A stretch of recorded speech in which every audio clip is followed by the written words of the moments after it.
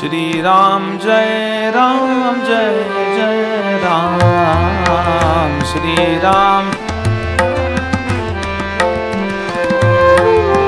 श्री राम जय जय राम श्री राम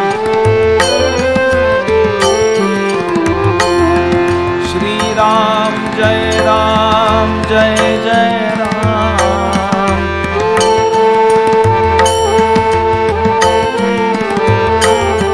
श्री राम जय जय राम श्री राम श्री राम जय जय राम श्री राम श्री राम जय जय राम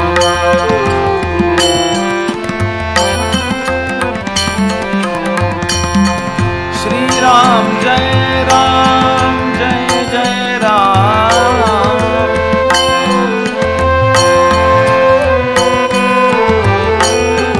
श्री राम जय जय राम श्री राम जय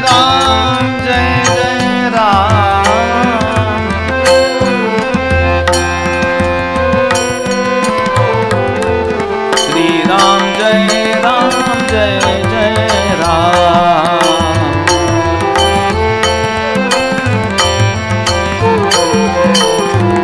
श्री राम जय जय राम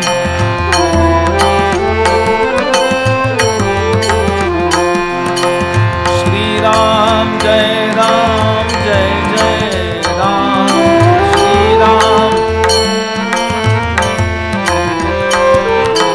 श्री राम जय जय राम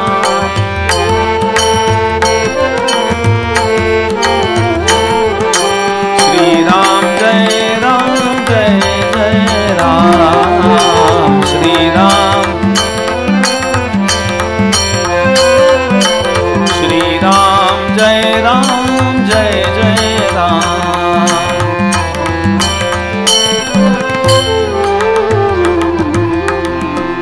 राजाधिराज प्रभु रामचंद्र भगवान की जय जय रघुवीर समर्थ गणाधीश सोईश सर्वा गुणांचा मुळारंभारंभतो निर्गुणाचा नमो शारदा मूलचत्वारि वाचा गमो पंथानंत शुकासारिखे पूर्ण वैराग्य जाचे वशिष्ठा परिज्ञान योगेश्वराचे कवी वाल्मिका माझा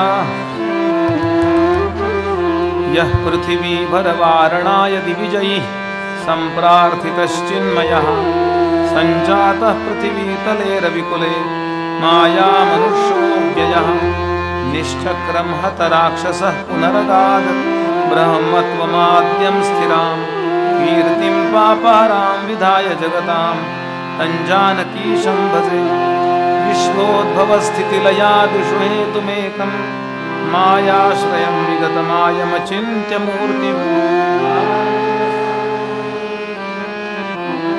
सीतापतिं विदिततत्त्वमहं नमामि धीरं धीरं धरित्रीं पदकमलमुखन्याससत्पीडयन्तं निष्काणैर्नाशयन्तं निखिलकलिमलन्तालिजैः कङ्कणानां गायन्तं राम रामेत्यतिरतिरभसै राघवं संस्मरन्तं सङ्गीताचार्यवर्यं कपिकुलतिलकं मारुतिं नौमि वीरं कल्याणानां निधानं कलिमलमथनं पावनं पावनानां आथेयं यन्मुमुक्षो सपदि परपदप्राप्तये प्रस्थितस्य विश्रामस्थानमेकं कविवरवचसां जीवनं सज्जनानां बीजं धर्मद्रुमस्य प्रभवतु भवतां भूतये रामनाम शङ्करौ वन्दे श्रद्धा विश्वासरूपिणौ याभ्यां विना न पश्यन्ति सिद्धाः स्वान्तस्थमीश्वरम्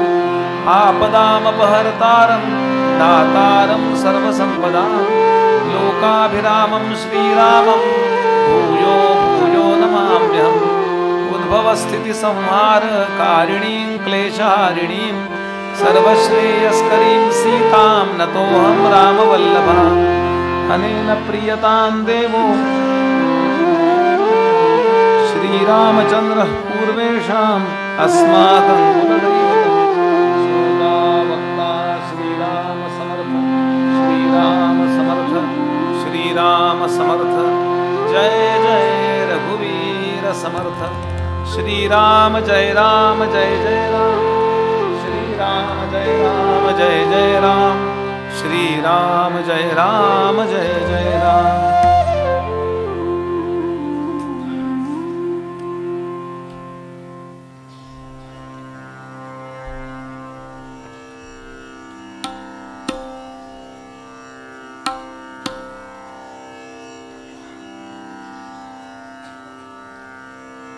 भगवान श्री मंगलमूर्ती आणि भगवान श्री रामपंचायतन अशी पवित्र अधिष्ठानं ज्या गोळवलकर सभागृहामध्ये मांडलेली आहेत, असं जणू गेले 4-5 दिवस मंदिर ठरलेल्या या पवित्र अशा सभागृहात रामकथा ऐकण्याकरता उपस्थित असलेले सर्व भाविक अधिकारी श्रोते सर्वांच्या हृदयस्थ आत्मारामाला मनापासून नमस्कार करतो। भगवंताच्या कृपेकरता भगवंताची आज्ञा म्हणजे शास्त्र आपल्या आचरणात आणण्याचा प्रामाणिक प्रयत्न करणारे जे धार्मिक सज्जन, त्यांना वेगळा नमस्कार करतो। अधिकारी, साधक, तत्वचिंतक, श्रेष्ठाचे कला उपासक, वेदसेवा, शास्त्रसेवा किंवा आपल्या जवळची कला विद्या भगवंताची सेवा म्हणून समाजामध्ये वावरणारे जे संकल्पनाशुद्ध लोक इथे बसलेले आहेत, त्यांच्याबद्दल आदरभाव व्यक्त करतो।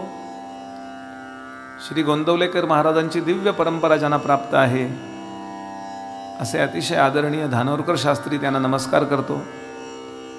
त्यांच्या शेजारी बसलेत काका, त्यांना नमस्कार करतो। परिचय नाही आहे आपला, पण देवपुजारी काका आपल्याला नमस्कार करतो।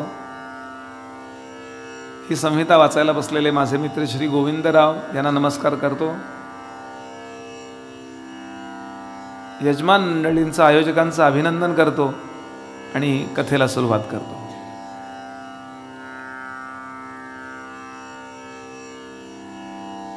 श्री रामचरित्र जे स्वतः गोपालकृष्णांनी सुद्धा आयुष्यामध्ये ऐकलं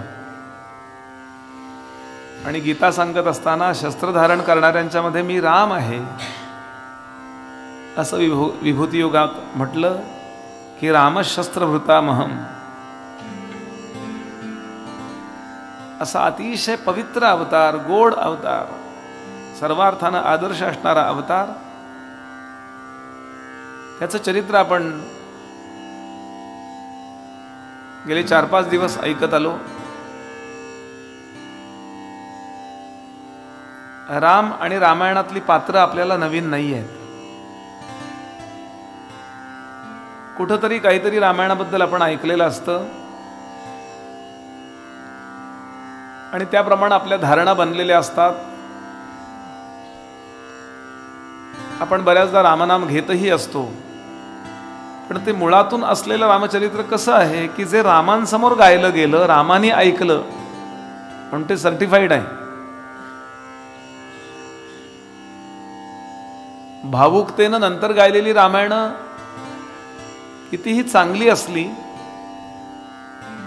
त्यामध्ये काही शिकवण्याचा भाव असला तरी वास्तवाला सोडून नाही येत ना ती। याकरता मूळ रामायण माहिती असावं आणि इतर रामायण माहिती करून घ्यावी। कालच आमच्या डॉक्टर म्हणाल्या की बुवा मी असं ऐकलं होतं की कैकेयीला वसिष्ठांनी मुद्दाम सांगितलं की तू असं असं वाग, असं कुठं तरी ऐकलं होतं त्यांनी। असं मी पण ऐकलं होतं असंच की रामाने लहानपणी खेळताना कैकेयीकडून वचन घेतलं होतं म्हणे की तू मला वनात पाठवशील।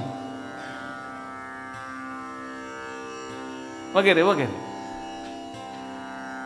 या इतरांनी केलेल्या कल्पना आहेत. कारण वाल्मिकीने तसं लिहिलेलं नाहीये ना. आणि वाल्मिकी हे रामांच्या समकालीन आहेत.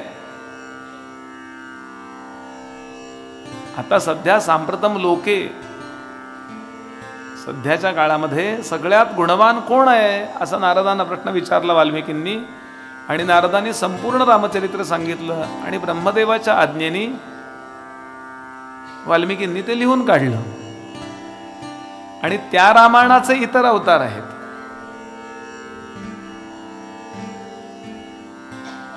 म्हणून आपल्याला मूळ रामायण माहिती असलं पाहिजे. माझा मुद्दा एवढाच आहे की मूळ वाल्मिकींचं रामायण आपल्याला माहिती असलं पाहिजे. पुष्कळ कथा अशा येतात की त्या नंतर रंगवल्या गेल्या. त्या चांगल्याही आहेत, गोड आहेत, काहीतरी शिकवणाऱ्या आहेत. पण वाल्मिकींच्या हेतूला दूर करणारे जर त्या असतील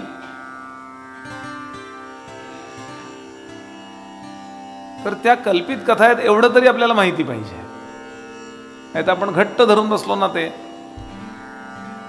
अशी पण मी एक कथा ऐकली की वाल्मिकीने रामायण लिहिलं आणि मारुती रायाने पण रामायण लिहिलं. पण मारुती रामायणचं रामायण फार प्रसृत झालं, फार प्रसिद्ध झालं. आणि म्हणून वाल्मिकींनी मारुतीला सांगितलं तुझं रामायण बुडवून टाक समुद्रात. आणि मग हनुमंताने ते बुडवून टाकलं म्हणे. हनुमंत भक्त आहेतच, त्यांनी लिहिलं तर ते निश्चित सरस असणार आहे. पण असं काही घडलेलं नाही. आणि वाल्मिकी साक्षात्कारी आहेत हो. अहो आपण कलाकार असतो, आपण एकमेकांचा सन्मान करतो, तर वाल्मिकी मारुतीरायांचा सन्मान करणार नाहीत का? का तुझा पिक्चर या शुक्रवारी नको प्रसृत करूच, नाही तर माझा चालणार नाही, असं थोडीच आहे. कल्पना करताना आपण त्यांच्या स्तरावर जायच्या ऐवजी त्यांना आपल्या स्तरावर आणायचा प्रयत्न करतो. आणि म्हणून मला काय होतं नाही तर समाजामध्ये या मतभेदांमुळे आपल्या आपल्यातच धर्मनिष्ठा आपली उद्ध्वस्त होऊ शकते ना. रावणाला मारायचं होतं म्हणून त्यांनी सीतेला पळवलं. तसाही तो मरणारच होता. त्यांनी आतापर्यंत अनेक जणींना पळवले. रामानी जर सीतेकरता रावणाला मारला असेल तर त्यांचा तो पर्सनल मॅटर होतो, ते काही धर्मकार्य होणार नाही ना. सीतेला नाही पळवलं तरी आतापर्यंत त्यांनी असं खूप लोकांकरता, म्हणजे वाल्मिकी रामायण वाचायला लागलं की कळतं की तो आणि त्याचे अनुचर किती वाईट वागत होते.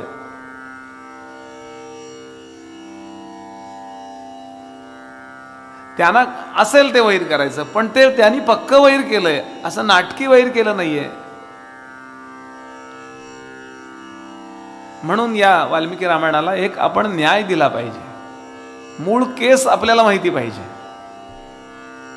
आला का मुद्दा लक्षात? मूळ मुद्दा आपल्याला लक्षात पाहिजे. म्हणजे परिणाम असा होतो की आपल्या श्रद्धा, आपल्या निष्ठा ठेवायला एक पक्केपणा येतो. तसं घसरडा जर दगड असेल तर त्याच्यावर आपण पाय ठेवला तर आपणही घसरू ना.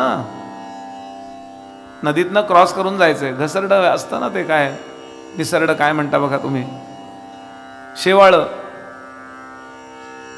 तसं आपल्या निष्ठा पक्क्या जर नाही ठेवल्या तर आपण परमार्थ मार्गात घसरून पडू, कुठेतरीच जाऊ. याकरता केव्हा तरी शांत बसून आपण मूळ श्लोक वाचून काढावेत. हल्ली एक नवीन स्टाईल निघाली, कुणीतरी त्याच्यावर कादंबरी लिहितो आणि आपण कादंबरी वाचतो आणि त्या मताचे होतो. कर्णावरती एक कादंबरी आहे मृत्युंजय, आणि त्यात त्या लेखकाने लिहिलंय अर्जुनाला, कर्णाला पाहिल्यावर अर्जुनाला घाम फुटला. त्याला विचारलं आमच्या गुरुजींनी कुठलं लिहिलं, नाही मला वाटलं म्हणलं. अहो कर्णाला किती वेळा किती लोकांनी हरवलंय, अर्जुनाची गरजच नाही, द्रुपदाने पळवून लावलंय. जेव्हा द्रुपदाला अटक करायला गेले हे लोक, दुर्योधन इत्यादी, द्रोणाचार्यांची दक्षिणा होती की द्रुपदाला अटक करून आणा, ही माझ्या दक्षिणा पाहिजे.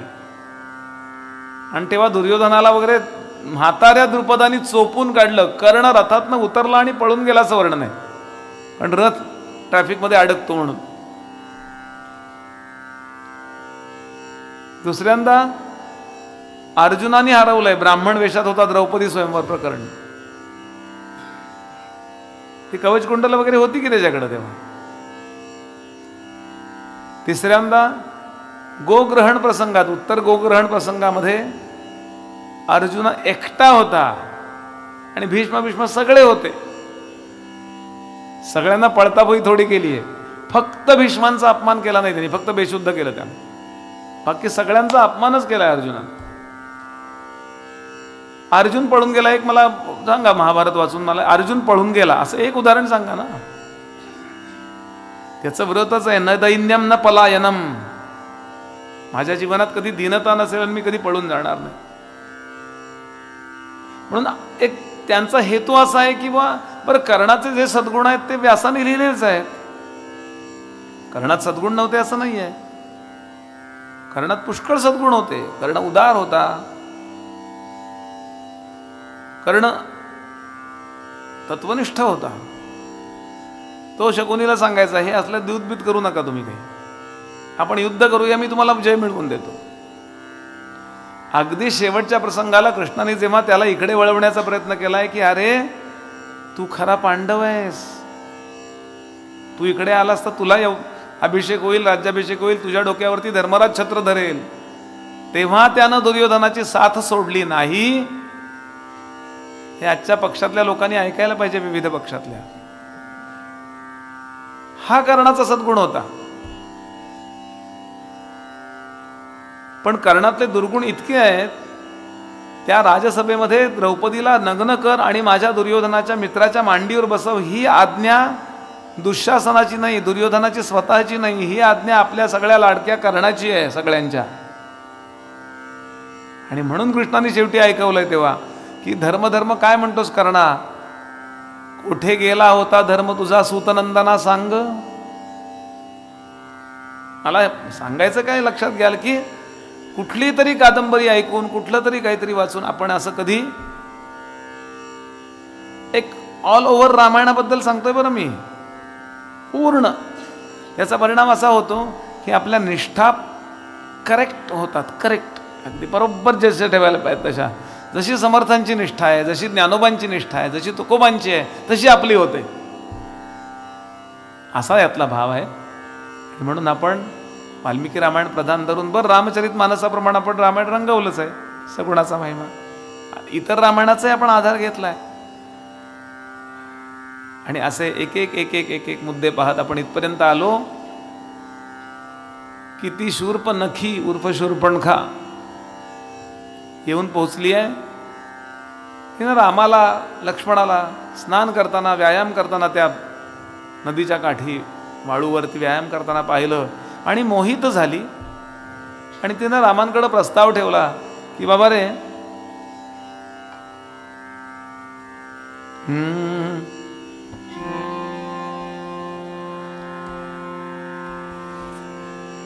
या संपूर्ण प्रांतामध्ये सगळ्यात मी सुंदर आहे.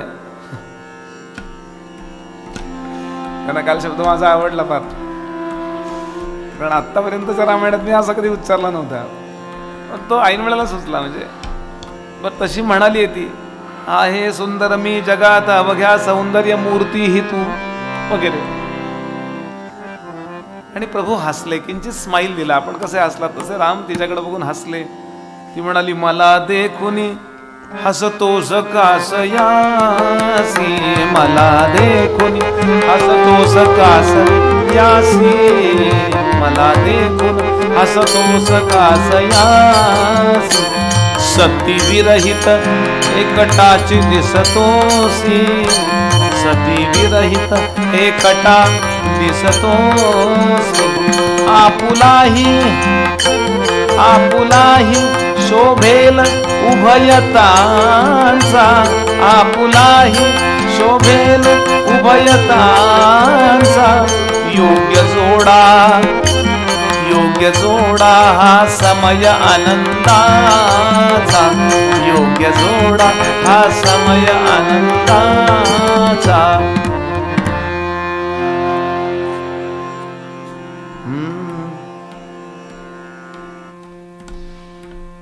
आणि ती बोलता बोलता बोलून गेली, शूर्पणखा मी रावण भगिनी, याच वनाची समज स्वामिनी, अगणित रूपे घेऊन करीते वनोवनी संचार. कोण तू कुठला राजकुमार. रावणाची मी बहीण आहे म्हटल्याबरोबर रामराय सावध झाले. इथे वाल्मिकी रामायण महत्वाचं आहे. नाही तर रामाने लक्ष्मणला विचार वगैरे बा राम लक्ष्मण आम्ही दोघेही लग्न करणार नाही असं क्लिअर सांगितलं असतं की नाही. कारण राम सज्जन आहेत, सरळ आहेत. असलं काही जमणार नाही. तू त्याच्या आपण चांगले मित्र राहू, तू बहिणीसारखी आहेस मला, मी भावासारखा आहे, काही हरकत नाही. पण राम म्हणले माझ्यापेक्षा लक्ष्मणाला विचार ना. इथेच रामांचं राजकारण आपल्याला दिसलं पाहिजे की रावणाची बहीण याचा अर्थ असा की आपण ज्या कार्याला चाललोय ते कार्य करायला हिचा उपयोग होऊ शकतो. आणि म्हणून सगळी माहिती काढून घेतली तिच्याकडून. आज रामाने माहिती काढून घेतली. ते म्हणले लक्ष्मणाला विचार. लक्ष्मणाला दुसऱ्या दिवशी विचारलं. बरं सरळ माहिती देणार नाही. नाही लक्ष्मण आमचा आहे ना, तो ब्रह्मचारी आहे, तो एकटाच आहे, तो तुझ्याशी लग्न करील का. माझ्यासारखाच तो सुंदर आणि तरुण आहे, चांगला आहे. ती म्हणली मग चालेल तोही. इथंच तिची भूमिका कळली. कारण तिनं अपॉइंटमेंट हे वाल्मिकी रामायणाला सांगतो हे तिनं दुसऱ्या दिवशी मान्य केलं. लक्ष्मणानं अर्धी पाऊण माहिती काढून घेतली. अहो ती म्हणली तुम्ही हे काय, तुम्ही तिथलं सगळं मला माहिती विचारताय. मी आले तुमच्याकडे प्रस्ताव घेऊन वेगळा. अनुरूपमध्ये मी नाव नोंदवलंय. तुम्ही बाकीचा तुमचा व्यवसाय काय वगैरे कशाला विचारताय. लक्ष्मण म्हणाला असं आहे माझ्याशी लग्न केलं ना तुम्ही तर मी रामांचा दास आहे, तुम्हाला दासाचं दासी व्हायला लागेल. ती म्हणली शी असलं काही मला चाललं नाही. मी कुणाकरता काही करत नाही, माझ्याकरता कोणीतरी काही करावं. आज ज्या मुलींना असं वाटतं त्या शूरपणखाच आहेत की नाही. मी पण राबीन घरातल्या लोकांकरता आणि लोकांनी पण माझ्याकरता. साहजिक ते परस्परम भावयंतम श्रेय परमवाप्स्यत. हा मोठा सद्गुण पाहिजे आज. आणि याचा उद्गार वारंवार झाला पाहिजे की अरे मी इथे पडेल ते काम करीन. द्रौपदीच्या मुखामध्ये महाभारतात वाक्य आहे की ज्या दिवशी मी या घरात आले त्या दिवशी मी ठरवलं मी या घराला सोन्याचा कळस चढवीन. आणि तिला तेव्हा माहिती नव्हतं हे पांडव आहेत, ब्राह्मण आहे हा मुलगा, एवढंच माहिती होतं. बाकी काही माहीत नव्हतं. हा अर्जुन आहे, हा धर्म, काय माहीत होतं का. आणि पहिल्या दिवशी ते लोक झोपडीत अहो त्या कुंभाराच्या वर्कशॉपमध्ये कार्यशाळेत झोपलेत. झोपायला जागा नव्हती असं महाभारत वर्णन करतं. आज मुलींच्या मध्ये हे नाही असं नाही आहे. त्यांच्या या गोष्टी आपण जाग्या करत नाही ज्या करायला पाहिजे. नुसतं आपण 5G आणि 6G ऍक्टिव्हेट करून देतो. कोणाला जी म्हणायचं आणि कोणाला जी नाही म्हणायचं हे ऍक्टिव्हेट करायला पाहिजे. आणि हे जर मुलींच्या लक्षात आलं ना तर आजच्या या मुली खरंच त्या घराला सोन्याचा कळस चढवू शकतात जर लक्षात आणून दिलं तर. कारण गुणवान आहेत मुली. या सगळे मुलं आपल्यापेक्षा त्यांना माहिती जास्त आहे. बघा आपण आपल्यापेक्षा शार्प आहेत आजची पिढी. आज आपण 50-60चे जर असू तर आजची जी 20ची पिढी आहे ना 20-25ची ती केवढे शार्प आहेत. त्यांना थोडी ही गोष्ट अरे खरंच की या घरात प्रॉब्लेम असणार आहेत पण मी या घरात आल्यावरती मी या घरातले सगळे प्रॉब्लेम दूर करीन हळूहळू बोलून बोलून. कारण माझ्यामध्ये क्षमता, तरुणांच्याच क्षमता जास्त आहे. लहान मुलांना सुद्धा त्यांनी सहन करायचंय आणि म्हाताऱ्यांना सुद्धा त्यांनी सहन करायचंय. कारण क्षमता तरुणांची जास्त आहे. लहान मुलं हट्ट करतात, अमुक करतात, तमुक करतात. म्हातारी माणसं पण काही वेळा चिडचिड करत असतात. कारण असं ते कसं आहे म्हातारी माणसं जी असतात ना ती भूतकाळात रमणारी असतात. आमच्या वेळेला असं नव्हतं बाई. आता नागपूर फारच बदललं. हा डायलॉग तर असतोच. नाही एखाद वेळेस ठीक आहे, रोज काय. वृद्ध लोकांनी या गोष्टी ठरवून टाकाव्यात की आपलं वागणं घरातल्या लोकांना बोर होत नाही ना. 10 वेळा एकच गोष्ट. मी लहान होते ना आतापर्यंत म्हटलं 27 वेळा सांगितलं आजी मला तुम्ही हे.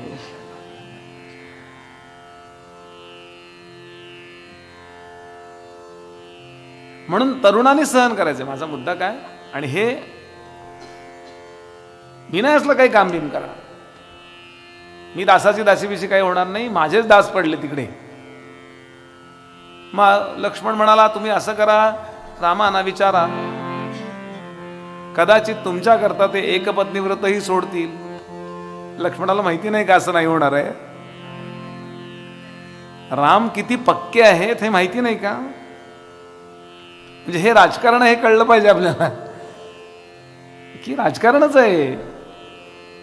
कारण माझ्या वडिलांची, त्यांनी उदाहरणं दिलीत, माझ्या वडिलांची 3 लग्न झाली होती. इतकं अगदी तो डिटेल्स सांगतो. शक्य आहे का हे? हो. मग विचारायचं का? तुम्ही विचारा, मी उद्या पाठवतो. ठीक आहे. आणि असे रामराय दुसऱ्या दिवशी येतात. आता या दिवशी सीतामाई पण बरोबर आहेत.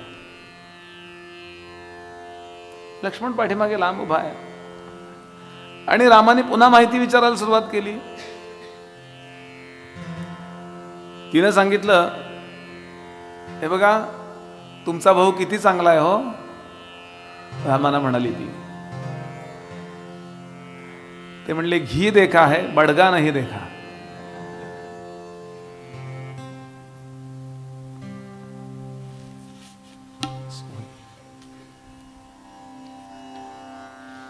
आणि शेवटी सीतेला लक्षात आलं की आपल्याला खेळवतायत. या शूरपणखीला लक्षात आलं की हे आपल्याला खेळवल्यासारखं करतायत. हा सांगतोय उद्या तिच्याशी लग्न कर, विचार उद्या. आणि मी ती म्हणली की याला कारणीभूत सीता आहे, ती इथे नसती तर यांनी हो म्हटलं असतं असं तिला वाटलं. आणि म्हणून तिनं काय केलं, सीता देवीवरी धावली राक्षसी, सीता देवीवरी धावली राक्षसी, सीता देवीवरी धावली राक्षसी.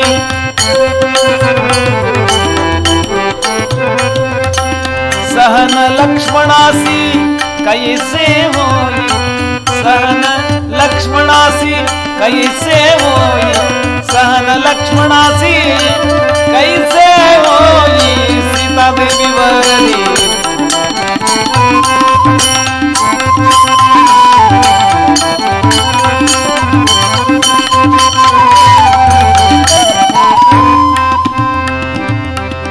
आता सीतेवरती अंगावर आली, मी तुझ्या समोरच तिला खाऊन टाकते असं म्हणून धावायला जेव्हा लागली, अशी ती मोठीच्या मोठी नखं घेऊन, तेव्हा लक्ष्मणाने आज लगेच तलवार काढली. रामाने सांगितलं, स्त्री ही अवध्य असते लक्ष्मणा. रामाज्ञेने तिजसी दिले जीवदान, नाक आणि कान कापियले. हे नेहमीच सांगतो, लक्ष्मण हा ENT स्पेशलिस्ट होता.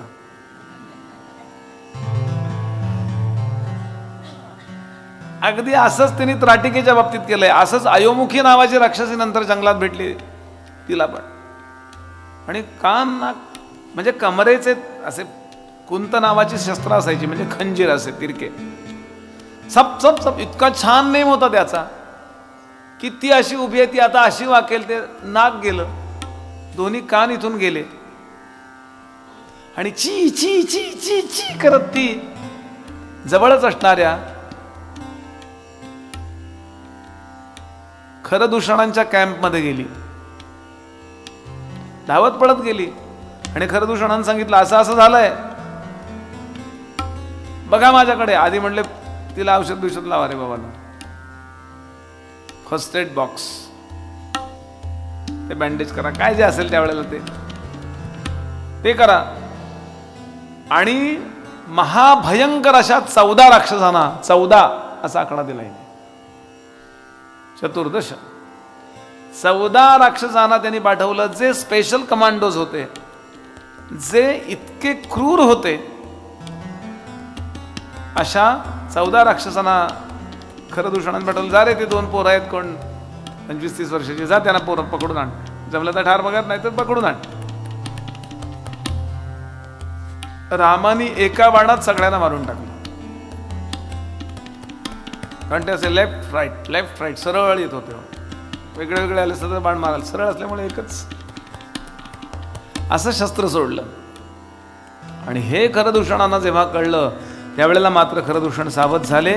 आणि आपल्या जवळची स्पेशल बटालियन जी रावणाने ठेवलेली होती, ती 14,000 राक्षसांची होती. आणि अशी ती 14,000 राक्षस निघाले आणि आकाशापर्यंत धूळ उडालेली पाहिली. आणि लक्ष्मण म्हणाला, रामा, आश्रया गुहेकडे जानकीस पाठवा. पुन्हा जे त्या भरत प्रकरणात म्हणला तेच म्हणला, रामा, खूप दिवसात मी युद्ध केलं नाहीये, व्यायामाने माझे भाऊ असे सिद्ध झालेले आहेत, आता बघच माझा पराक्रम, असं म्हणेपर्यंत रामाने चिलखत चढवलेलं होतं. सीतामाईनं फक्त खूण केली की थोड्या या झाडांच्या आड उभ्या राहा, कारण तिकडून बाण येणार आहेत. आणि रामराय, लक्ष्मण हे बोलेपर्यंत रामराय त्या बॅटल फील्डवर जाऊन, रणांगणावर जाऊन उभे राहिले. पाठीला बाणांचा भाता आहे, त्यातले सपासप बाण काढता राहतात. आधी पहिल्यांदा त्यांनी त्या धनुष्याच्या प्रत्यंचेचा, ज्या म्हणतात तिला, ज्या टणत्कार केला. टणत्काराचे ताठ करी धनुष्य बाण, असा जो आवाज झाला, त्यांनी त्यांचे गांगरून गेले ते. अरे कान, त्या डीजेने होतं ना आपलं.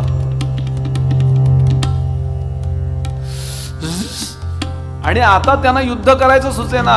अशा वेळेला 1.5 मुहूर्तामध्ये, साधारण पाऊण तासामध्ये रामानी 14,000 राक्षसांचा फडशा पडला. रामराय बाण कधी काढतात, तो प्रत्यंचेवर कधी चढवतात, कुठला मंत्र म्हणतात, आकर्णजा कधी खेचतात, आणि सपासप एक निघालेला मार्गण म्हणजे बाण आहे, आणि त्यातून 10, 100, 1000 असे बाण कसे निघतात, आणि सपा कसे समोर जातात हे कळत नाही. बाण मारता करात त्याच्यात चमके विद्युल्लता, असं म्हटलंय शूर्पणखेने. वीज कडाडलेली कळते का? ते म्हटले वीज कडाडली, कुठं आहे, थांबा बघू ते, थांब ग बाई, असं असतं का? कडाडली, गेली सेकंद, इतके रामराय फास्ट. आणि भरा बर ते तिकडचे लोक काही, हा मारा बाण, बरोबर इथे नेम धरून असे नाही बसलेले. तिकडून बाण 14,000 बाण तिकडून एकाच वेळेला येत आहेत, आणि ते एकाच दिशेने येत आहेत. काय चपळता असेल रामांची, विचार करा. असे असे असे असे ते काही आजचाचे हिरो असतात तसे नाही आहेत काही. कॅमेऱ्यावरती हिरो, प्रत्यक्षात परवा त्या नाही का आमका आहे, त्याचं नाव नाही घेत, त्याला 2-4 लोकांनी वाजवलं, त्यांना माहिती नाही हा हिरो आहे. त्यांनी ॲरोगन्सी केली जरा कुठंतरी, खाण आलं होतं ते बघा पेपरला. ते अपमान होईल म्हणून त्यांनी जरा झाकून टाकलं. परत साध्या 5-7 पोरं होती, त्यांनी मारला चांगला त्याला. ते काही खरे हिरो नसतात हो, नुसते स्टाईल. रिश्ते में तो हम तुम्हारे बाप लगते, नुसते स्टाईल असते. हे खरे हिरो आहेत. असं वर्णन केलंय की 14,000 राक्षसांना ठार केलं, खरदूषणांना ठार केलं, आणि रामांच्या अंगावरती इतके बाण येऊन रामांच्या अंगाला इतक्या जखमा झालेल्या होत्या. इथून बाण चाटून गेला, इथून बाण चाटून गेला. फक्त चिलखत असल्याचा परिणाम छातीत बाण गेला नव्हता, पण ते चिलखत असं क्रॅक झालं होतं, भंगलेलं होतं. रक्ताचा महापूर व्हायला लागला, प्रेतांचा खच पडला. 14,000 म्हणजे काय, एखाद दुसरा ऍक्सिडेंट झालेला असेल रस्त्यावर तर काय परिस्थिती असते. 14,000 राक्षस असे मरून पडलेत, विचार करा. कुणाचे हात तुटलेत, कुणाची शिरं तुटलीत, कुणाचे पाय तुटलेत, आणि भळा अशी जमिनीवर रक्त वाहते, तसं पाणी वाहतं ना ते म्युन्सिपाल्टीचा नळ फुटल्यानंतर, असं.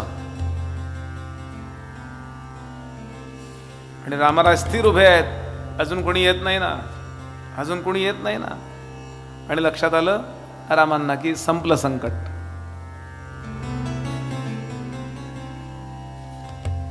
जानकी देवींनी रामांबद्दल ऐकलं होतं खूप, पण आज पहिल्यांदा डोळ्यासमोर पराक्रम पाहिला. काय वाटलं असेल पत्नीला. धावत आली जानकी आणि गाढ आलिंगन दिलं रामांना. तिच्या अंगाला ते सगळं रक्त लागलं, कारण रामांच्या अंगावर रक्त होतं ना सगळं. पण वाल्मिकी वर्णन करतात, श्री वाल्मिकी वर्णन करतात की रामांचे श्रम एका क्षणात गेले. जानकीनं जे आलिंगन दिलं ते त्याबरोबर राम थकले होते. पाऊण तास अखंड सभा बाण मारतो, इतकं फास्ट. वाल्मिकीने वर्णन केलं इथे की एवढ्या पाऊण तासामध्ये रामराय 1.5 पाऊल मागं सरकले होते, म्हणजे ज्याला फुटवर्क म्हणतो आपण. 1.5 पाऊल मागं सरकले. कसा असेल पराक्रम हो रामांचा.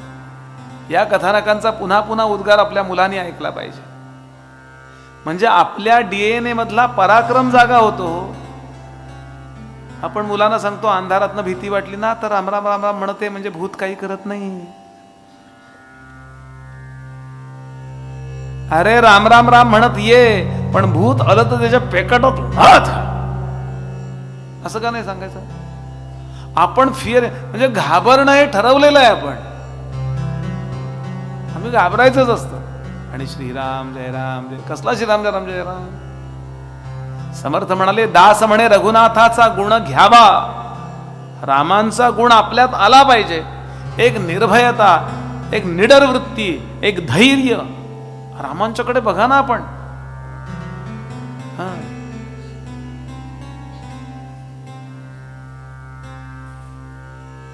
श्रीरामांचा हा पराक्रम विचार करा. आणि हे मी पुन्हा सांगतोय की हे मूळ सांगतोय मी, हे सांगायची वेळ आली आहे.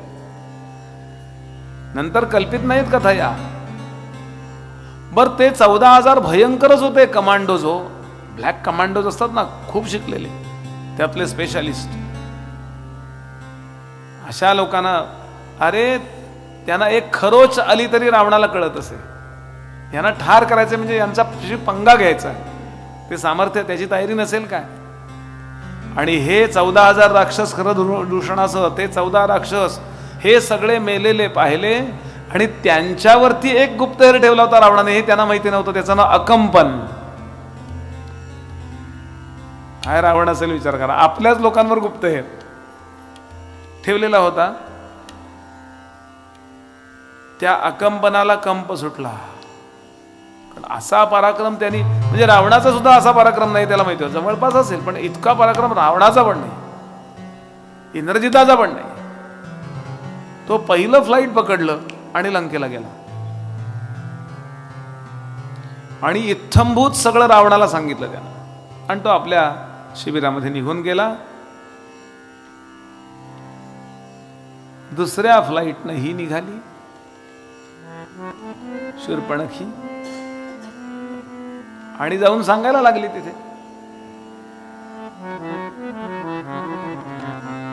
विरूप झाली शूर्पणखा ही दाशरथीची कृपी. सोड घे त्याचा लंकापती, सोड घे त्याचा लंकापती.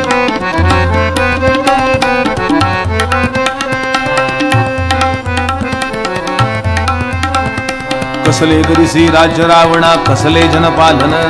श्रीरामांनी पूर्ण जिंकले तुझे दंड गावन. सत्तांदा तुझं नाही तरीही कर्तव्याची स्मृती. सोड घे त्याचा लंकापती, सोड घे त्याचा लंकापती, सोड घे त्याचा लंकापती. विसलोचने उघडणे बघ या शूर्पणखेची दशा. श्रीरामांच्या पराक्रमाने कंपित दाही दिशा. तुझे गुप्तचर येऊन नचका वार्ता ही सांगती. सोड घे त्याचा लंकापती, सोड घे त्याचा लंकापती. जनस्थानी त्या कहर उडाला मेले खर दूषण. सहस्र 14 राक्षस मेले हे का तुझं भूषण. देवा समजो तू पूज्य ठरला, देवा समतो सुपूज्य ठरला. जनस्थानीचा यती. सोड घे त्याचा लंकापती, सोड घे त्याचा लंकापती. तुझ्या राजी, तुझ्याच राज्य तुझ्या होनी पूज्य झाला नर. सचिवा संगे पैसे येत तू स्वस्थ जोडून कर. जाळून टाकील तव सिंहासन उद्या तयाची द्युती. सोड घे त्याचा लंकापती, सोड घे त्याचा लंकापती. सुदर्शनासह व्यर्थ गेलेले छातीवर दूषण. व्यर्थ मरदिले देव उचलले सामर्थ्य डोंगर. तूच काय तो धर्मोच्छेदक अजिंक्य सेनापती. सोड घे त्याचा लंकापती, सोड घे त्याचा लंकापती. तूच काय रे कुबेर जिंकून पुष्पक नेले घरी. तूच काय तो वरिली जाणे रक्षक नरसंहार. तूच काय तो भय मृत्यूचे लव नाही ज्याप्रती. सोड घे त्याचा लंकापती, सोड घे त्याचा लंकापती. ऐक सांगते पुन्हा तुला त्या श्रीरामाची कथा. बाण मारता करात त्याच्या चमके विद्युल्लता. शस्त्र निपुणता बघून त्याची गुंग होत असे मती. सोड घे त्याचा लंकापती, सोड घे त्याचा लंकापती. तो रूपाने रेखील श्यामल भूमीवरती स्मर, त्याच्या संगे जनक कन्यकारती ऊनी सुंदर, तुलाच सासून दिसेल आईशी मोहकती युवती, सोड घे त्याचा लंकापती, सोड घे त्याचा लंकापती. तिला पिळवून घेऊन घ्यावे तुझसाठी सत्वर. कसली खोटारडी आहे बघा. सीतेला तुझ्या करता पळवून आणायला मी गेली होती. ती कशाला गेली ती माहिती आपल्याला. तिला पळवून घेऊन यावे तुझ्यासाठी सत्वर, याचसाठी मी गेले होते त्याच्या कुटीरावर. श्रवण नासिका तोडून त्याने विटंबले मज किती, सोड घे त्याचा लंकापती, सोड घे त्याचा लंकापती. त्या सत्वर जा ठार मारते बंधू दोघे जण, हसली मजती जनक कन्यका येई तिज घेऊन. माझ्या समते तव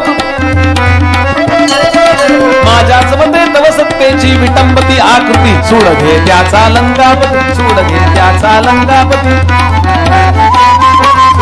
त्याचा लंकापती.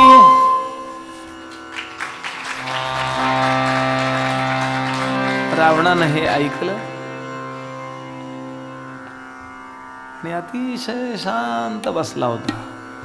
No reaction. का? सगळ्या बातम्या त्याला आधीच होत्या. तुझे काय खात होता? कबाब में हड्डी. शांतपणे. अच्छा अच्छा. अरे अच्छा अच्छा काय करतोय? माझा एवढा अपमान केला त्याने. रावण हा धूर्त राजकारणी आहे, लक्षात घ्या. तो बावळट नाही आहे. आपण नंतर पाहणार आहोत. संध्याकाळच्या वेळेला म्हणजे जवळपास रात्र व्हायला आलेले असताना चिमणी एवढ्या रूपात हनुमंत तिथे शिरू शकले नाहीत. म्हणजे अडवलंय गुप्तहेरांनी त्यांच्याच्या. लंकिनीने अडवलंय म्हणजे त्याची गुप्तहेर यंत्रणा आणि त्याची संरक्षण यंत्रणा किती इंटॅक्ट होती, सुसिद्ध होती, याचा अंदाज आपण करू शकतो याच्यावरनं.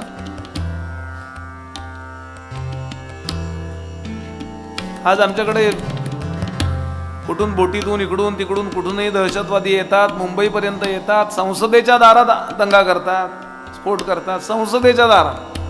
तरी यांना माहित नसतं काय झालं. म्हणले काय झालं. आता गेल्या 10 वर्षात फरक पडलाय ना. कुठे दंगा ना कुठे धोका. कंटिन्यू ठेवायचं का बदलायचं तुम्ही ठरवा.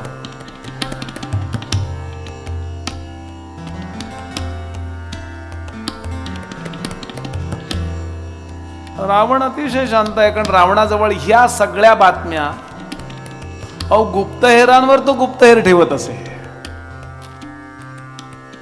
जसं आपण त्याची निंदा करतो त्याबरोबर त्याची स्तुती पण आपल्याला करायला पाहिजे. जे सद्गुण होते ते होतेच हो. किती ग्रेट असेल तो शांत. बर, हिलाही अंदाज आला की ज्या अर्थी हा रिॲक्शन देत नाही त्या अर्थी याला आधी कळलेलं दिसतंय. कुठून कळलं हे नाही कळलं, पण तरी ती पक्की आहे. तिला माहिती आहे रावणाचा वीक पॉइंट काय. रावण म्हणाला, एकदम तिनं टॉपिक बदलला. माझा अपमान झालाय म्हणून जा असं जे म्हणत होती तो टॉपिक बदलला. सीते करता जा. फारच सुंदर आहे. असं सात्विक सौंदर्य तू जगात पाहिलं नसशील. त्या सौंदर्याचं वर्णन करायला लागल्यानंतर तो बघायला लागला तिच्याकडे. पण त्याला हेही कळतंय की ही मला उकसवण्याकरता बोलतीये. तरी तो गप्पा बसला. मग तिचा हे का रोज चालूच. मग काय ठरलं रावणा, कधी जातोयस? फ्लाईट बुक करून देऊ का तुला? माझ्याकडे क्रेडिट कार्ड आहे, त्याच्यावरती ॲमेझॉनवर बुक केलं तर 2000 रुपये परत मिळतात.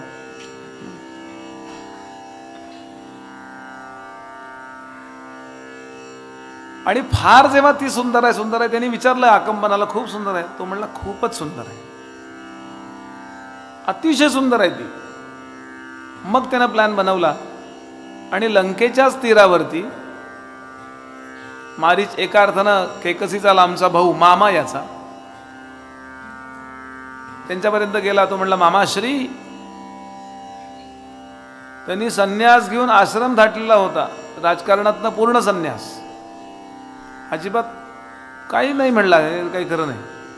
आता आपले दिवस संपले. जरी आपण आयुष्यभर प्रयत्न केला पंतप्रधान म्हणजे काय होण्याचा.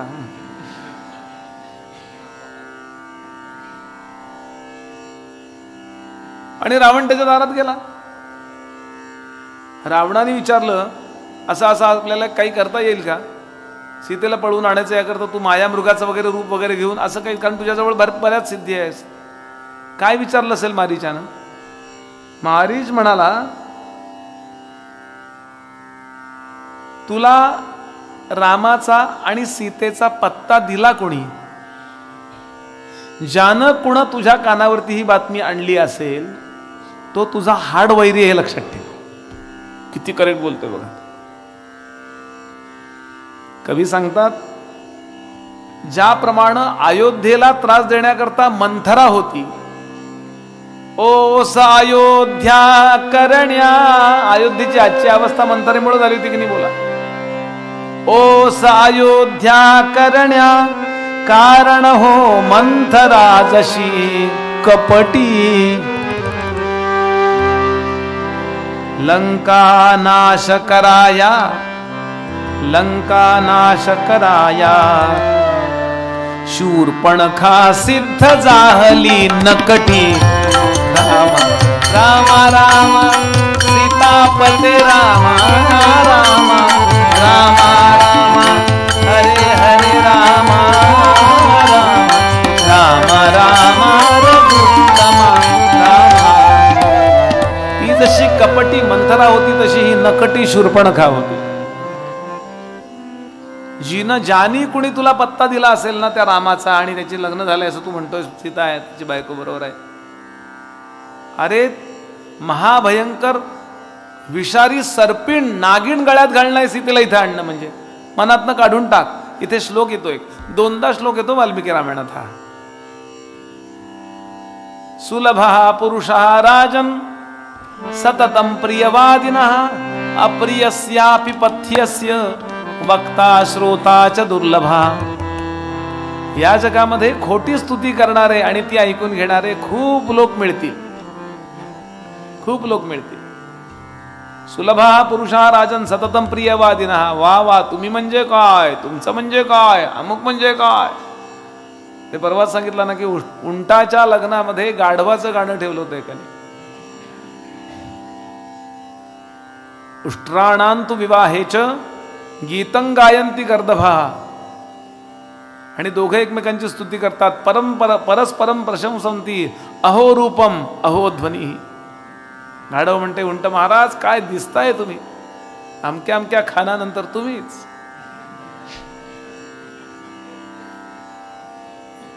आता सगळ्यात ओंगळ प्राणी जगातला उंट आहे. म्हणजे रुबाब जो असतो, आपण बैलाकडे बघा, आपण हत्तीकडे बघा, आपण घोड्याकडे बघा, चांगला घरंदाज कुत्रा सुद्धा छान दिसतो. उंट कसला ओंगळ बघा ना. ते उंटाच्या पाठीवर परवा जड लोक बसायला गेले, तो असा झाला तो तोंडावर पडले बघा. उंटाचा उपयोग आहे, तो दिसायला कसा असला त्याचा उपयोग आहे वाळवंटात, ते बरोबर आहे, पण तो काही दिसायला चांगला आहे का? पण गाणं ठेवलंय म्हणून आपलं स्तुती करायची. आहेत ना काही असे गाढवं मुंबईला वगैरे आहेत, आणि त्यांचंच गाणं ठेवतात ते पत्रकार परिषद. म्हणजे आता पुढे मी यांच्यात पंतप्रधान बघतोय पुढचा. अरे 2.5 वर्ष लपून बसले प्लॅस्टिक घालून डोक्यावर, कोरोना. बोललं की राग येतो, पण मी सोडणारच नाही, लक्षात घ्याल. कारण इथून मी राजकारण सुद्धा बोलायचं आहे, समर्थांचा आग्रह आहे, आणि वैयक्तिक काही नाही. वेळ आली तर मी त्यांचे पाय चेपायला तयार आहे बरं, पण स्वार्था करता नाही. त्यांचे पाय दुखतात म्हणून. डास कसा मारायचा,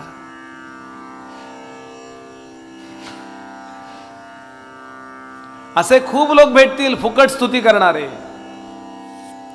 हा म्हणतोय, सुलभा पुरुषा राजन सततम प्रियवादिना अप्रियस्य अपिपथ्यस्य वक्ता श्रोता च दुर्लभा. वक्ताही दुर्लभ आहे आणि श्रोताही दुर्लभ आहे. रावणा, माझा ऐक, शहाणा असशील, थोडं जगायचं असेल अजून तर परत जा. हे मारीचानी सांगितल्यावर रावणाने सीताला पळवून आणायचा बेत बदलला. असा अध्याय त्यानं कॅन्सल केलं आणि बंद केलं त्यांनी, ते प्रोजेक्टच रद्द केलं. एनरॉन. आणि तो घरी आला, लंकेत परत घरी आला. दुसऱ्या दिवशी परत आली ना ती बहीण. मग काय ठरलं दादा? नाही ते मारीच म्हणतोय असं असं, नका ते रामाच्या नादाला लागू वगैरे. शूर्पणखा म्हणली सल्ला पण तू घ्यायला गेलास इतक्या म्हाताऱ्या माणसाचा? अरे म्हाताऱ्या माणसानं उत्साह राहिलेला नसतो. त्यांना वाटतं असू दे हो, आता काय. पुष्कळ वेळ असं होतं ना, काही उत्साही पण असतात बरं, असं काही नाही. पण काही जण रिडेव्हलपमेंटला राहायचं, 1-2 म्हातारे राहत असतात त्याच्यात, बिल्डिंग रिडेव्हलपमेंटला टाकायची. सगळे सहाय्या करतात. ते म्हणतात असू दे आता काय गरज आहे, अजून टिकेल 10-20-25 वर्ष बिल्डिंग. त्यांचीच बिल्डिंग रिडेव्हलपमेंटला आल्या असल्यामुळं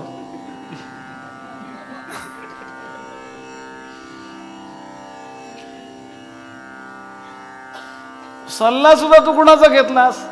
ए रावणा तू काम कर बरं, तू असं बघ, एकदा दंडकारण्यात चक्कर मारून ये, तुझ्याकडे स्वतःचं विमान आहे, पटकन जा सीतेला बघ आणि परत ये. एकदा बघून घ्यायला काय हरकत आहे? हे कसं झालं माहितीये का, 5-10 मैत्रिणी शॉपिंगला निघाल्यात.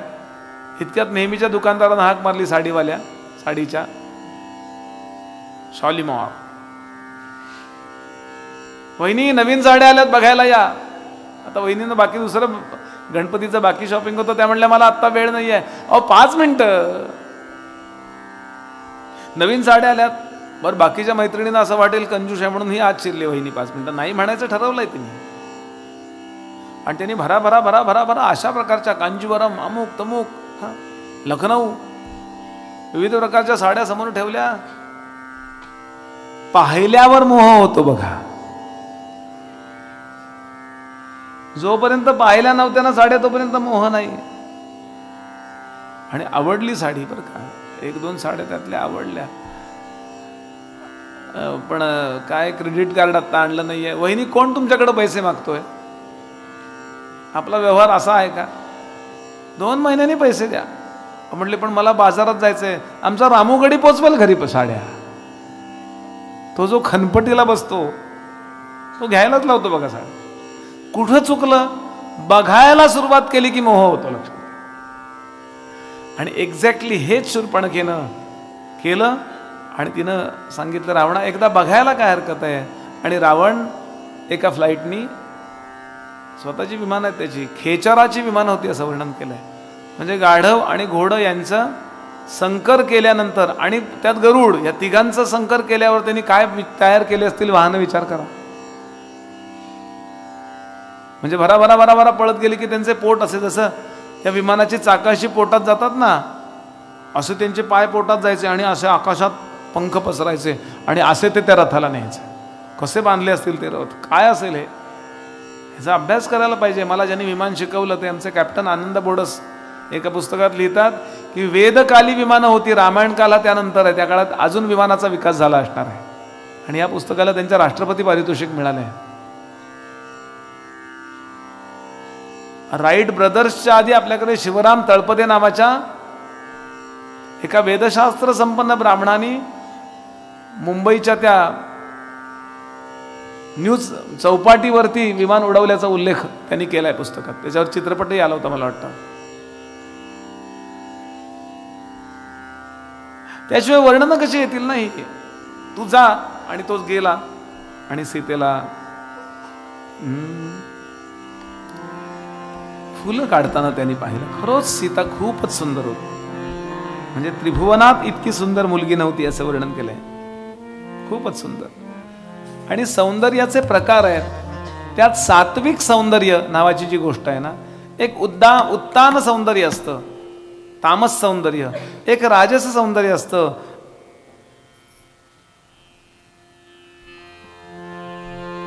आणि एक सात्विक सौंदर्य. त्यांनी काही सौंदर्य पाहिलं नव्हतं असं नाही. मंदोदरी पण खूप सुंदर होती. आणि त्या सुंदर अशा सीतेला पाहिलं. सात्विकतेचा परिणाम उशिरा होतो पण टिकतो खूप उशिरापर्यंत, हे लक्षात ठेवा. पाहिलं आणि घरी आला आणि थोड्या वेळानं तो मारीच्याच्या इथे जाऊन पोहोचला आणि सांगितलं, मामा मी तुम्हाला विचारायला आलो नाही आता काही. मग कशाला? मी तुम्हाला ऑर्डर करायला आलोय, आज्ञा करायला आलोय. तुम्ही माझ्याकरता तुमच्या जवळच्या सगळ्या सिद्धी वापरायच्या. कदाचित तुमचा हा लास्ट प्रोजेक्ट असेल, भरभरून मी तुम्हाला देईन काहीतरी, पण माझं ऐकलं नाही तर तुम्हाला मरावं लागेल. पण गुंड होणं सोपं आहे, गुंडांच्यातनं बाहेर पडणं अवघड आहे. कारण बाहेर पडल्यावर हा इंगित बाहेर पडेल म्हणून त्याला तिथल्या तिथं उडवतात, असं ते क्षेत्र आहे. दचकला मनिमारीच भारी, रावणा बनू नको अविचारी, हरू नको वदला परनारी, राम हा मनुजना अवतारी. रावणानं सांगितलं, मारीच्या मान माझे वचन, माझं ऐक, नको तुझे ब्रह्मज्ञान, नाही तरी घेईन प्राण, जायम सदनी ये चिक्षणी. मला तुझं ब्रह्मज्ञान नको, मला सगळं माहिती आहे, परनारी वगैरे. तू माझ्यातनं मरणार आहेस का? नाही तर माझं काम कर. आणि याच्या लक्षात आलं, मरण न टळेची आता. कवी वर्णन करतात, त्याला कळलं की रामाकडं माया मृग होऊन, कांचन मृग होऊन जायचं म्हणजे मरायचंच आहे. मी मरणारच आहे. मग रावणाकडून मरावं का रामाकडून मरावं, एवढाच फक्त चॉईस मला आहे. मरण न टळेची आता, रामा हातेच मरण सुखदायी. ऐसे मनी चिंतूनी, रावण साह्यास सिद्ध तो होई. रामादपीच मर्तव्यम, मर्तव्यम रावणादपि, उभयोरपि मर्तव्यम, वरम रामो न रावणः. श्रेष्ठ रामाकडून मेलेलं चांगलं. कारण रामानी चांगल्या व्यक्तीने मला ठार केलं तर निदान मला पुण्य लागेल, असा विचार करून तो मायामृग झाला. सुंदर असं त्याच्याजवळ अनेक सिद्धी आहेत, जे अगस्तींनी सांगितलं होतं. विविध प्रकारच्या रूपानी ही मंडळी येतात. सोन्याचा मृग येईल, सगळं सांगितलं होतं बघा. हे असंच असं सांगितलं होतं. आणि आता अनेकदा तो रामांसमोर एकदाही प्रकट होत नाही बरं का.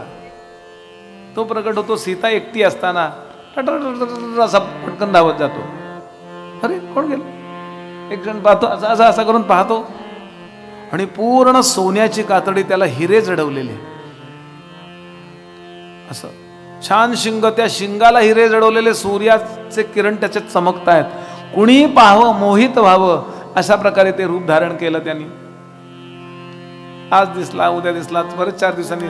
आता तिच्या झोपेत सुद्धा तोच विचार, झोपली तरी ही वेगळाच मृग आहे ना हा. महिनाभर एका मिनिटात काही मोहित होणारी नव्हती काही ती. आणि एक दिवस मात्र, जय जवान,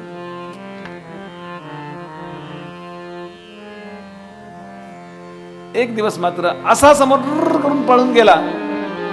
आणि तिनं सांगितलं, प्रभो तोडिता फुले मी सहज पाहिला जाता, मज आणून द्या तो हरिण अयोध्या नाथा, मज आणून द्या तो हरिण अयोध्या नाथा.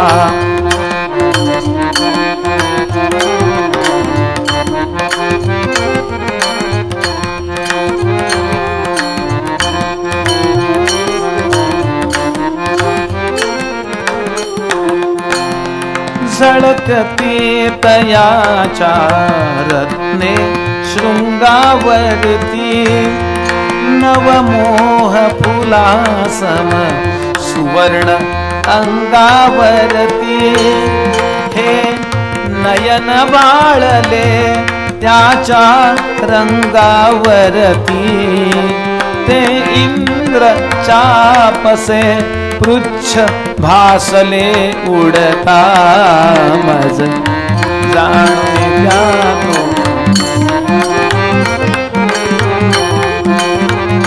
मज आणून जातो हरिनाथा तो येऊन गेला अनेकदा या दारी दिसतात उमटली पदचिन्हे सोनेरी घाशिले शिंगया रंभा स्तंभावरी तो दिसे सुवर्णी बघा देवरा कांता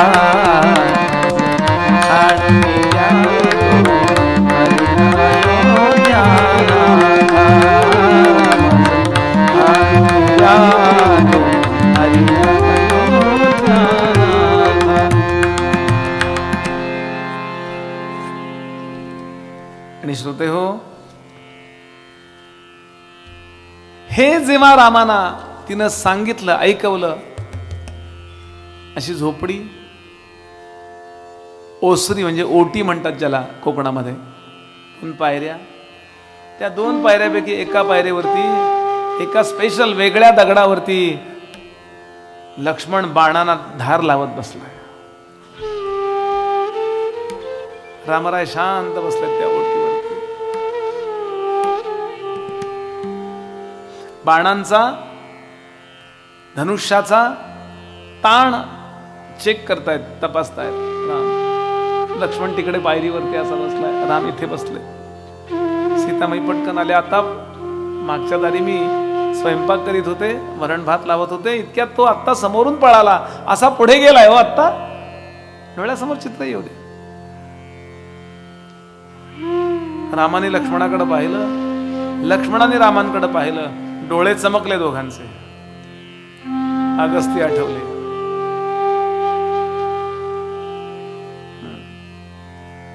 लक्ष्मण म्हणला, रामा दादा राक्षस. कारण आपण जे जीवशास्त्र शिकलोय त्यात सोन्याचा मृग असतो असं शिकलेलो नाहीये. सोन्याचा मृग कधी नसतो, सुवर्ण मृग कधी नसतो. रत्नबित्न जडवलेला 100% राक्षस आहे.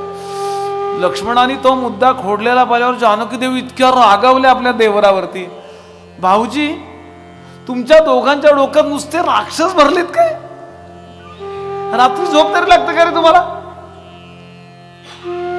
रागावल्या थोड्याशा.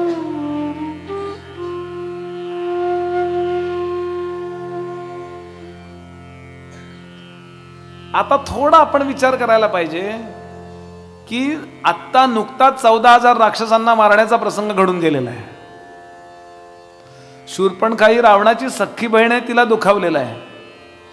आता कुठल्या तरी आपल्याला जाळ्यात ओढण्याचा प्रयत्न होईल हे न कळणे इतके राम लक्ष्मण भोळे होते काय? त्याचाच हा भाग असू शकतो. आणि मला फसवण्याकरता हे मायामृग पाठवलंय रावणानं, हे रामाना कळतंय. आता जर मी नाही फसलो तर नाही फसणार, पण मी फसल्यासारखं दाखवलं म्हणजे रावणाचा अंदाज मी भोळा आहे, हो मला काही कळत नाही, नुसता पराक्रमी आहे हे कळलंय त्याला, पण भोळा आहे त्याला काही कळत नाही, असा जर त्याला अंधारात ठेवायचा असेल तर मी फसल्यासारखं दाखवलं पाहिजे.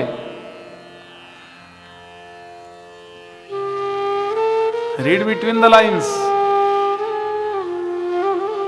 रामाने काही विचार केला नसेल का हो? इतका बुद्धिमान कुणी नव्हता असं आपण परवा ऐकलंय. बृहस्पतींप्रमाणे बुद्धिमान, सगळं माहिती आहे, विश्वामित्रांकडे शिकलाय, शंकरांचं धनुष्य उचललंय. मला चकवण्याकरता, मला फसवण्याकरता हा रावणानं खेळी केली असेल एवढा अंदाज आपल्याला येऊ शकतो, तर त्याला येणार नाही का? तो मोहित बिहित काही झालेला नाहीये. अरे खरंच मला कळलं नाही रे, आता त्याला अंधारात ठेवूया, खरंच मी बावळट आहे असं दाखवूया, म्हणजे आपल्याला अजून सोपं जाईल.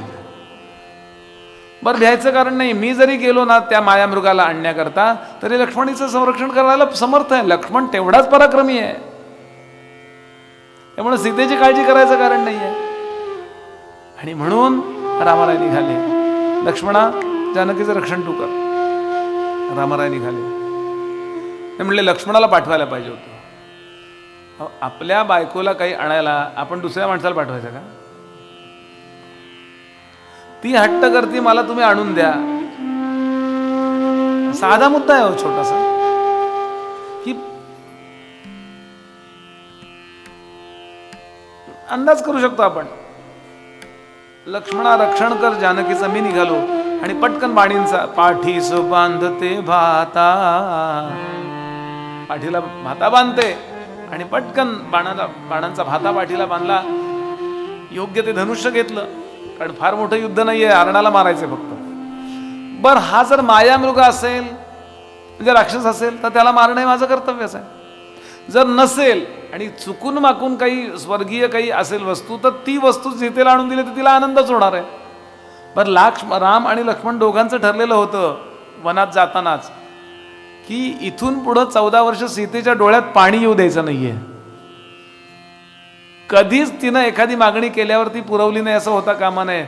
बरं, सीता कधीच अशी हट्ट करणारी नव्हती दर आठवड्याला मला साडी घ्या म्हणून. मी जेव्हा याचा अभ्यास करतो मला थोडं असं वाईट वाटलं. सीता ती जर सतत हट्ट करत असलं तर एखादा हट्ट नाही पुरवला, असं हे नसतं पुरवलं गेलं. तिच्या चांगुलपणाचा तिला त्रास झाला. म्हणून आपल्या घरात जर कोणी हट्ट करत असेल तर धन्यवाद द्या तिला, हे मला सांगायचं आहे. हा विनोद आहे फक्त.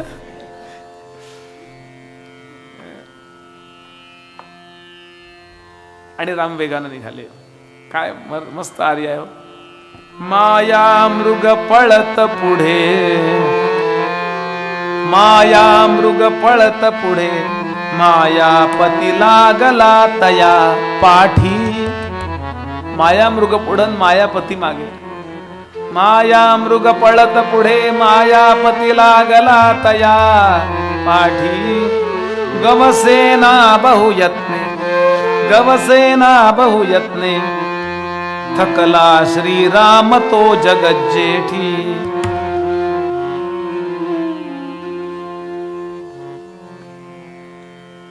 आणि एकदम तो दृश्य होतो, अदृश्य होतो, परत दिसतो, परत अदृश्य होतो. कारण रामाना लांब पळवून नेणं हेच त्याच्या डोळ्यासमोर आउटलुक आहे. त्याला तेवढंच करायचंय. रावणाने त्याला तेच सांगितलं की रामाना लांब पळवून ने, मग मी पुढं काय ते पाहतो. आणि लांब गेलास की लक्ष्मणा धाव असं म्हणजे तोही लक्ष्मण त्याच्या रक्षणाला येईल. जे सीता मला एकटी सापडेल असा रावणाचा नियोजन आहे. आणि लांब लांब लांब लांब पर्यंत रामाला नेलं. शक्यतो त्याला जिवंत पकडण्याचा रामाचा विचार होता. आणि एक वेळ अशी आली की आता रामांच्या लक्षात आलं नाही, आता याला जिवंत पकडणं शक्य नाही, याला ठार केलं पाहिजे, हात तावडीतनं सुटेल. आणि म्हणून असा एक गायडेड मिसाईल्स असतात ना, लोकेशन गायडेड मिसाईल आत्ताच्या भाषेत, की असा असा रंग दिसला की तुला जायचं, मग ते असा असा जर जाणार असेल तर ते तसा जातो बाण, असा असा हे मिसाईल असं जातं. अशा प्रकारे त्यांनी तो गायडेड मिसाईल तो बाण सोडला. आता ते हरिण असं झालं की तो बाण असा होतो, ते हरिण असं झालं की बाण असा होतो, असं होत होत होत होत होत एक वेळ अशी आली की सपकन गळ्यात काळ बाण शिरला हृदयात, काळ बाण शिरला हृदयात, प्रगटले स्वरूप मारीच मूर्त. आणि इथं बाण थोडा वरती जर गेला असता तर आवाजच आला नसता, पण ते नेमकं इथं गेलं आणि त्यामुळे तो बोलू शकला. काय बोलला मरता मरता? धाव सत्वर लक्ष्मणा सख्या धाव, धाव सत्वर, धाव सत्वर लक्ष्मणा सख्या धाव, ध्यानी परसोनी, ध्यानी परिसोनी हृदयी बसे घाव, ध्यानी परिसोनी हृदयी बसे. सती सीता, सती सीता हो सती सीता व्याकुळ फार झाली, म्हणे भावोजी पळा अशा वेळी, म्हणे भावोजी पळा अशा वेळी, अशा वेळी, अशा वेळी.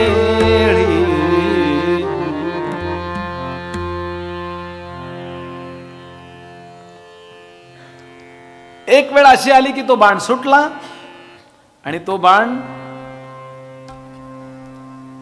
हृदयामध्ये शिरला, असा इथे शिरला गळ्यात, आणि मारीच्यानं शेवटचा जो रावणाचा डाव होता त्याप्रमाणे रामांच्या आवाजामध्ये मिमिक्री ज्याला म्हणतो आपण ती केली. हा सीते, हा लक्ष्मणा, धाव धाव, राम संकटात पडलाय. आणि असा आवाज काढला की तो सीतेला ऐकायला जावा.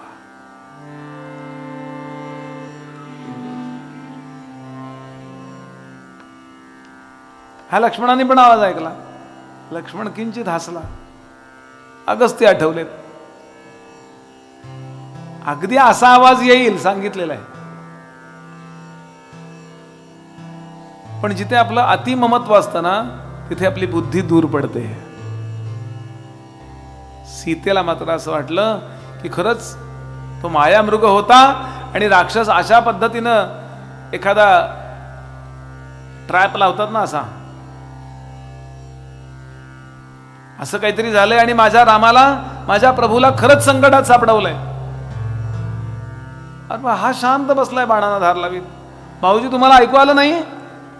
आलं ना वहिनी ऐकू. हा आवाज रामांचा नाही, कारण रामांबरोबर मी लहानपणापासून राहिलोय. रामांच्या आवाजाची नक्कल केली आहे कुणीतरी. अरे राम संकटात सापडूच शकत नाही. भाऊजी राम संकटात सापडले, तुमचे दादा संकटात सापडलेत, लवकर जा. वहिनी ब्रह्मांडात अशी एकही शक्ती नाहीये की जी रामाला संकटात टाकू शकते. मुनी अगस्तींकडे, मुनी विश्वामित्रांकडे, मुनी वसिष्ठांकडे आमच्या दोघांचं शिक्षण झालंय. मला रामांचा पराक्रम माहितीये की राम संकटात दुसऱ्याकडनं अपेक्षा कधी करणार नाहीत. राम दुसऱ्याला संकटातनं बाहेर काढणार. समजावून सांगतोय लक्ष्मण. पण एकदा मनुष्य सेंटिमेंटल झाला, एकदा भावनिक झाला की तो काय होतो, काय बोलू शकतो. तुलसीदास ते वचन लिहू शकत नाहीत, वाल्मिकीने लिहिलंय. अति कटू वचन बोली तब सीता, एवढंच लिहितात. कटू वचन बोलली सीता. ते कटू वचन लिहायला त्यांचंच नाही बा मी लिहू शकत म्हणाले. इतकं वाईट बोलली. भाऊजी भरताने तुम्हाला इथे मुद्दाम ठेवलंय का की राम एका संकटात मारले जातील आणि मी तुम्हाला मिळेल आणि भरताला राज्य मिळेल? आता चित्रकूटावरचा प्रसंग सीतेने पाहिलेला आहे. त्यानंतर जवळपास 13 वर्ष रामांचा सहवास पाहिलेला आहे, रामांचं लक्ष्मणाचं वागणं पाहिलंय. तरीही सीतेला असं वाटलं. ह्याच्यावरून अंदाज करा की भावना काय, भावनाशीलता वेगळी असते आणि भावना विवशता वेगळी असते. लक्ष्मणाने कानावर हात ठेवले. देवतांनो ऐका, काय म्हणती माझी वहिनी ऐका. ज्या लक्ष्मणानं रोज वंदन करीत असताना फक्त चरणांमधले पैंजण फक्त लक्षात ठेवले होते, बाकी अंगावरचा एकही दागिना लक्षात ठेवला नाही, असा वाल्मिकी रामायण श्लोक येतो. तो आपण पाहू आजच संध्याकाळी किंवा कदाचित थोड्या वेळानं.